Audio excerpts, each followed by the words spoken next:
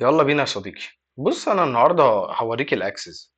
الاكسس مش صعب زي ما الناس متخيله. يعني بص، هو انا اشتغلت على الاكسس ده فتره كبيره قوي في حياتي. يعني عايز اقسمه لك كده باختصار.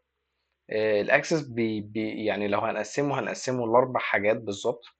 وهو التيبلز، ان يبقى فيه تيبلز، ودي بالاخر كده ما بنعملش فيها حاجه غير ان احنا عمرنا ما هندخل التيبل بايدينا. يعني انا عمري ما هروح اكاري التيبل بان انا اقعد اكتب بايدي اسم شخص او كده بتاع. احنا كده كده بنكسبورت ده، بنimporت ده اسف في باكسل، او بنلينكد على اكسلايه معينه وبنشتغل بيها. طب والجزء التاني وده الاهم، الكويري دي في عندنا كويريز ستاندرد وفي كويري ديزاين. كويري ديزاين دي 90% من شغلنا فيها، هو ده اللي انا هشتغل معاكم فيه.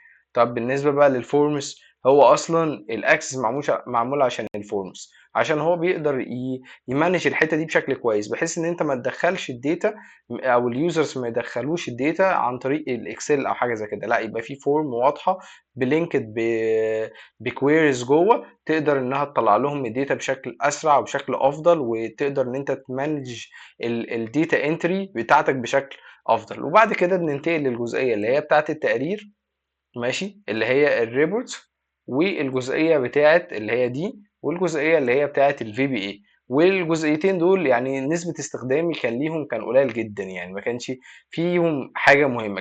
كنت في الادفانسد ليفل يعني باختصار. بس فانا هوريك ان شاء الله باذن الله في الفيديوهات اللي جايه ازاي نقدر نستخدم الاكسس. بس دي كانت زي ملخص بسيط جدا على الاكسس.